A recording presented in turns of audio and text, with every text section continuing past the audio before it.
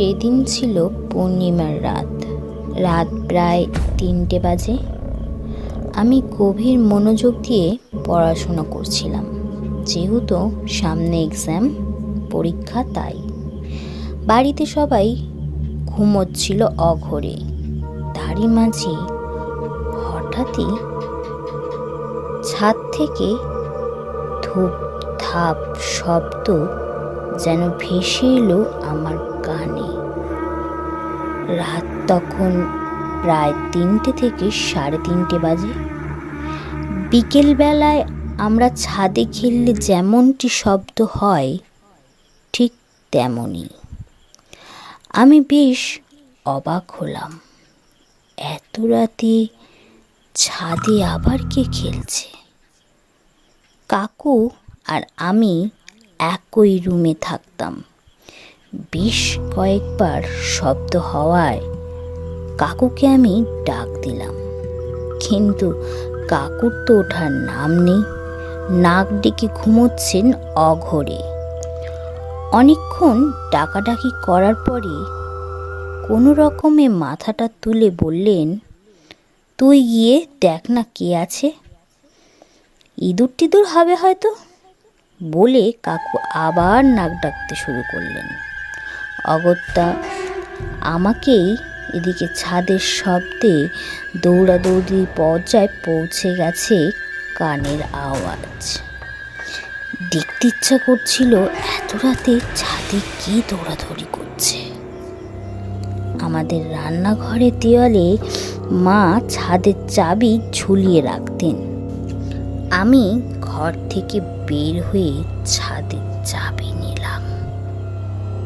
এদিকে সারা বাড়ি নিঝুম, সবাই বেহুশের মতো ঘুমোচ্ছে।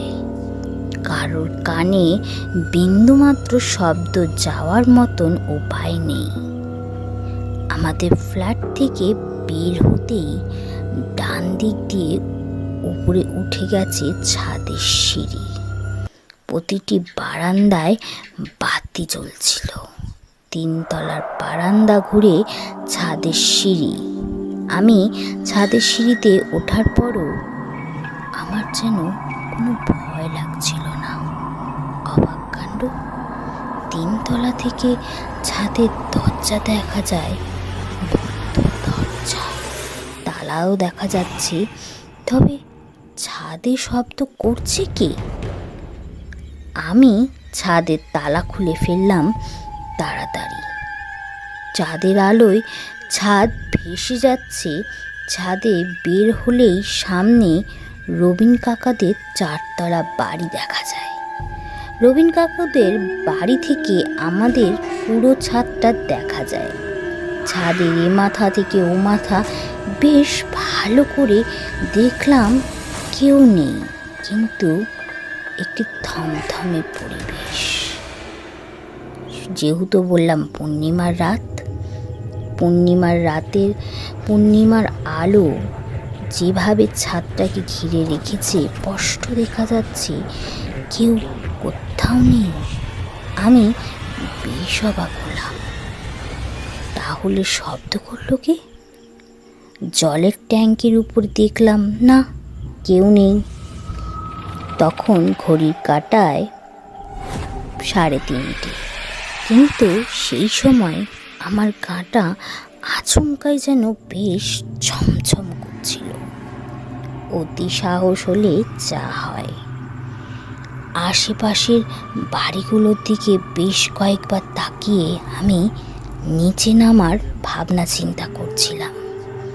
দ্রুত কোনো রকমে নিচে নেমে এলাম। ঘরে এসে ডক ডক করে 2 গ্লাস জল খেলাম, কিন্তু সেই দিন তেষ্টা যেন আমারও মিটছিল না। হয় গ্লাসের জল শেষ করার মুহূর্তে আবার ধূপ ধাপ শব্দ ভেসে এলো একই সুরে। আমি গ্লাসটি রেখে উঠে পড়লাম। ছাদের সিঁড়িতে এসে দেখি ছাদ তালা মারাই আছে, দরজা তো বন্ধ, কিন্তু দরজার ওপাশে কি যেন দৌড়াচ্ছিল অনবরত। পরিষ্কার যেন বুঝতে পারলাম সত্যি কোনো মানুষ বোধহয় দৌড়াচ্ছে। আমি ভয়ে তালা খুলে ছাদে এলাম।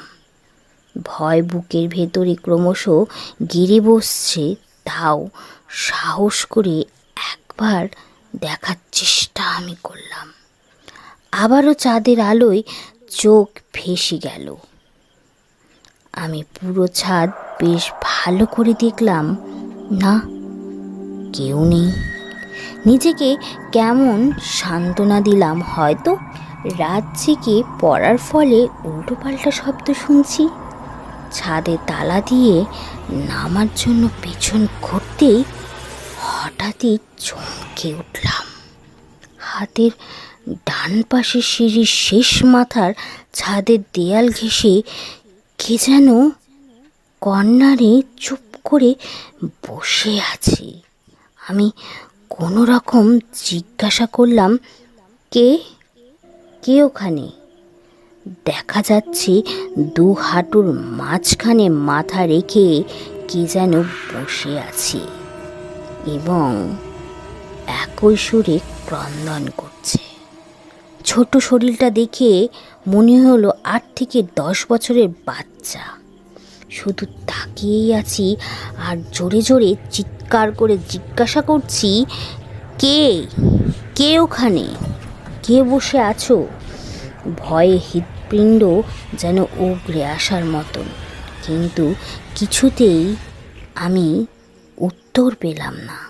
পা দুটো যেন ওখানেই বরফ হয়ে গেল। নেমে যে দৌড়ে বাড়ির ভেতরে ঢুকবো সে ক্ষমতা আমার হলো না।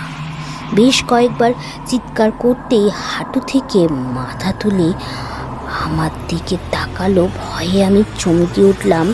সত্য ঘটনা, এরকম ঘটনা আমার জীবনে প্রথমবার ঘটল। আমি আরও জোরে জোরে চিৎকার করলাম, কে কে তুমি? ছেলেটি কোনো উত্তর দিল না, শুধু একটি হাত আমার দিকে বাড়িয়ে দিল। আমি ভয়ে তখন কিভাবে যে নিচে নেমে এলাম বলতে পারবো না সে কথা। যখন চোখ খুললাম তখন দেখি আমি বিছানায় শুয়ে। মা, বাবা, কাকু, আমার একজন ডাক্তার আমায় ঘিরে আছেন।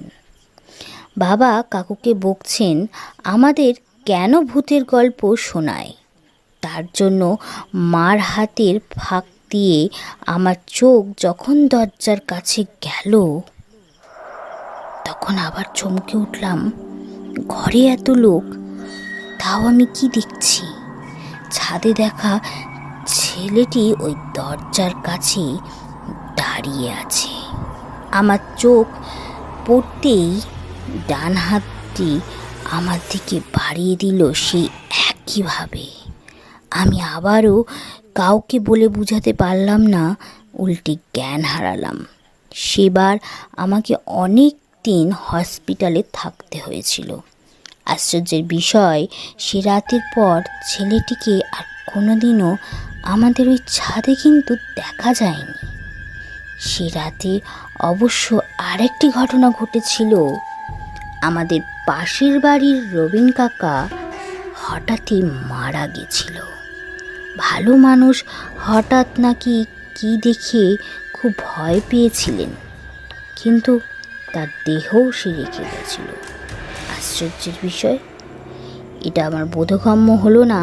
পরে মাকে বলি, মা মনে করে এটি ছাইপাস, যত সব রাত জেগে পড়াশুনো করার ফলে শরীর ও মন দুটোই ক্লান্ত হয়ে গেছে। তার কারণে চোখে ঘুম নিয়ে উল্টোপাল্টা যা দেখা হয়েছে সবই ভ্রম। এই ঘটনা বলায় আমি আর কোনো তর্কে গেলাম না, কিন্তু সত্যটা সত্য। তো ফ্রেন্ডস, এই ছিল আজকের এপিসোডটি তোমাদের কেমন লাগলো চাইলে কমেন্ট করে জানাতে পারো। কোন ধরনের এপিসোড তোমরা শুনতে চাও সেটাও লিখে পাঠাতে পারো আমার কাছে। তোমরাও চাইলে তোমাদের এপিসোড আমার কাছে লেখো। আর একটি লাইক, একটি সাবস্ক্রাইব আশা করতেই পারি তোমাদের কাছ থেকে। ততক্ষণে তোমরা তোমাদের এপিসোড লিখে পাঠাও আমার কাছে, আর আমি ফিরে আসছি নেক্সট এপিসোড নিয়ে আগামী শনিবার। ততক্ষণ গুড নাইট।